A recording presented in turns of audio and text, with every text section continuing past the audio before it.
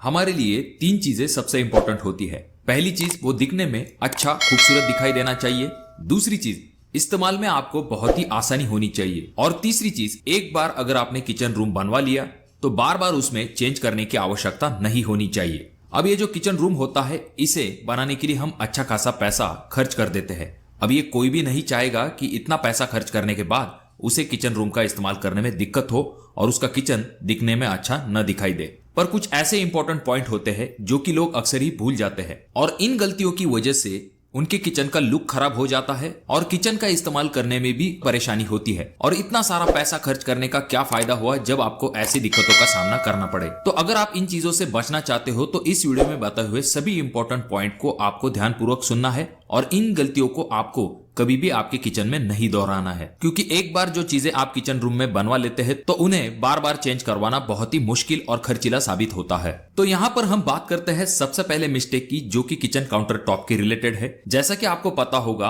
Kitchen platform बनाते समय जो किचन काउंटर का टॉप होता है, वहां पर जो पत्थर इस्तेमाल किया जाता है वो सबसे एक्सपेंसिव होता है। और यहीं पर लोग ये गलती कर देते हैं कि इस काउंटर टॉप को डायरेक्टली किचन के ऊपर फिट कर देते हैं बिना किसी सॉलिड बेस के। अब सॉलिड बेस न होने के कारण आपका जो किचन प्लेटफॉर्म होता है उसके नीचे एयर वॉइड्स क्रिएट हो जाते हैं, जिस वजह से आगे चल के अगर आपने किचन प्लेटफॉर्म पर कोई भारी चीज रख दी, जैसे कि पानी से भरा हुआ बर्तन, तो ऐसे कंडीशन में आपका जो काउंटर टॉप है वो टूट सकता है, यानी कि वहां पर आपको डायरेक्टली क्रैक दिखाई दे सकते हैं और वो क्रैक जो है वो बड़े बड़े हो जाते हैं। तो अगर आपको ऐसी गलती नहीं करनी है तो काउंटर टॉप के लिए आपको हमेशा सॉलिड बेस को प्रोवाइड करना चाहिए। जैसा कि आप अगले वीडियो में देख रहे हैं, यहाँ पर मिस्त्री ने सबसे पहले जो वर्टिकल सपोर्ट है उनके ऊपर कड़ापा पत्थर को फिक्स किया है। उसके बाद मोर्टर का 2 इंच मोटा लेयर आएगा और उसके बाद जाकर किचन काउंटर टॉप को फिक्स किया जाएगा। अब ये जो काउंटर टॉप है इसके नीचे कोई भी एयर वॉइड नहीं है, जिस वजह से अगर आप इस तरह के किचन प्लेटफॉर्म के ऊपर खड़े भी रहते हो, ऐसे वक्त में आपके काउंटर टॉप को कुछ भी नहीं होगा। अब अगली मिस्टेक है किचन प्लेटफॉर्म हाइट।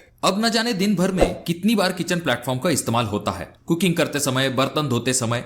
तो यहाँ पर किचन प्लेटफॉर्म की जो हाइट है वो बहुत ही इंपॉर्टेंट होती है। अगर आपने किचन प्लेटफॉर्म की हाइट कम रख दी तो काम करते समय थोड़ा सा आगे की तरफ झुकना पड़ेगा, जिस वजह से कमर में दर्द हो सकता है। और अगर आपके किचन प्लेटफॉर्म की हाइट जरूरत से ज्यादा है तब भी आपको किचन प्लेटफॉर्म में काम करते समय दिक्कत हो सकती है। तो यहाँ पर सही हाइट को चुनना बहुत ही जरूरी होता है। वैसे तो रेकमेंड किया जाता है कि 33 इंच आपके किचन काउंटर का टॉप होना चाहिए, पर अगर हम प्रैक्टिकली बात करें तो 31 इंच से लेके 32 इंच तक आप किचन काउंटर टॉप की हाइट को रख सकते हैं। यहाँ पर एक छोटी सी ट्रिक मैं आपको बताता हूँ। अब जो हाल फिलहाल में आप किचन प्लेटफॉर्म इस्तेमाल कर रहे हो उसकी हाइट आपको एक बार जरूर चेक कर लेनी चाहिए कि वो कितनी है और वो आपके लिए कंफर्टेबल है या नहीं। अगर हाइट कंफर्टेबल है तो उस हिसाब से आप नए किचन प्लेटफॉर्म की हाइट को भी रख सकते हो।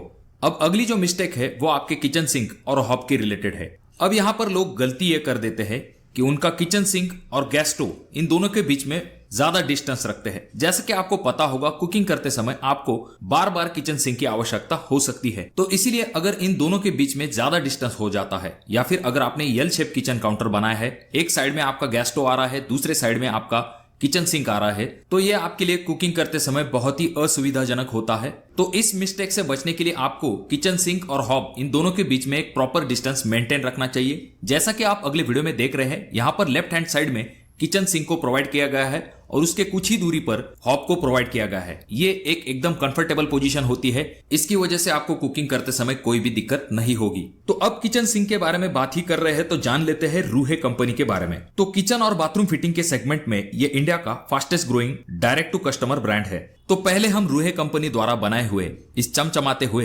हैंडमेड किचन सिंक के बारे में जानकारी लेते हैं। अब किचन सिंक में सबसे पहली चीज जो कि आपको हमेशा देख लेनी चाहिए कि उसकी थिकनेस कितनी है। तो यहाँ पर ये जो हैंडमेड किचन सिंक है, इसकी थिकनेस आपको 1.2 mm तक मिल जाती है। अच्छी थिकनेस होने के कारण ये जल्दी बेंड नहीं होगा। किचन सिंक को फाइनल करते समय स्टेनलेस स्टील की ग्रेड एक इंपॉर्टेंट फैक्टर होता है। तो यहाँ पर ये जो हैंडमेड किचन सिंक है ये 304 ग्रेड के स्टील से बनाया गया है, जो कि एक बेस्ट ग्रेड मानी जाती है। इस वजह से ये जो स्टेनलेस स्टील सिंक है इसमें आगे चल के जंग की कोई भी समस्या नहीं होगी। और ये प्रोडक्ट 100% मेड इन इंडिया है। और रही बात इसके वारंटी की, तो रूहे कंपनी आपको 10 साल की वारंटी प्रोवाइड करता है। अब इस किचन सिंक के बैक साइड में आपको लाइट वेट साउंड डेडनिंग फोम लगाया हुआ दिखाई दे रहा होगा, जिसकी मदद से बर्तन धोते समय या फिर पानी का जो आवाज होता है उसे रिड्यूस करने का काम ये फोम करता है। अब जब आप ऑनलाइन ऑर्डर करोगे तो पैकेजिंग में आपको हैंडमेड किचन सिंक के साथ एक स्टेनलेस स्टील सिंक की कपलिंग, पीवीसी वेस्ट पाइप और एडजस्टेबल वेजिटेबल बास्केट भी मिलती है। और इस ब्रांड के अंडर आपको तरह तरह के साइज और मल्टीपल डिजाइन भी अवेलेबल है, जैसे कि single bowl, double bowl, handmade kitchen sink. और इन किचन सिंक को परचेस करने के लिए आप डायरेक्टली रूहे की वेबसाइट को विजिट कर सकते हो। यहाँ पर आपको फ्री शिपिंग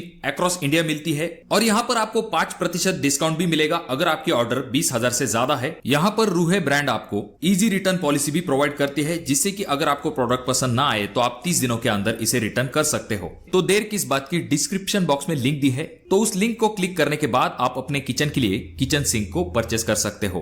अब यहाँ पर नेक्स्ट मिस्टेक के बारे में बात करते हैं, जो कि है वॉल टाइल से रिलेटेड। अब जब आप किचन प्लेटफॉर्म के ऊपर जो वॉल टाइल लगाते हैं तो उसके ऊपर किसी भी प्रकार के कट्स या फिर ग्रू नहीं होने चाहिए। टाइल जो है एकदम प्लेन होनी चाहिए। हालांकि प्रिंटेड है तो वहां पर दिक्कत नहीं है, पर टाइल जो है आपकी प्लेन होनी चाहिए। जिन टाइल के ऊपर ग्रू होते हैं तो वहां पर धूल जाकर जल्दी जमा हो जाती है और ऐसी टाइल को आपको बार बार क्लीन करना पड़ता है। अब अगली 2 मिस्टेक जो है वो किचन प्लेटफॉर्म के रिलेटेड ही है। कुछ लोग जो है स्टाइल के चलते किचन की आगे की जो एज है उसे सिर्फ मोल्ड कर देते हैं और उसी तरह से छोड़ देते हैं। अब इसका नुकसान ये होता है कि किचन प्लेटफॉर्म के ऊपर जब पानी गिरता है या फिर तेल गिरता है तो वो किचन प्लेटफॉर्म से होता हुआ आपके फर्श के ऊपर आ सकता है, जिस वजह से आपको बार बार क्लीनिंग करवाना पड़ता है या फिर सरफेस गीला होने के कारण आपके स्लिप होने के चांसेस भी बढ़ जाते हैं। तो इसका इलाज ये होता है कि इस तरह से आपको किचन प्लेटफॉर्म के आगे एक पट्टी लगा लेनी है, जिसे कि कंस्ट्रक्शन की भाषा में फेशा पट्टी कहा जाता है। इसकी वजह से पानी आपके फर्श के ऊपर नहीं गिरेगा। और जब भी आप किचन प्लेटफॉर्म बनवाए तो ये जरूर ध्यान में रखिए कि आपके किचन प्लेटफॉर्म का जो स्लोप है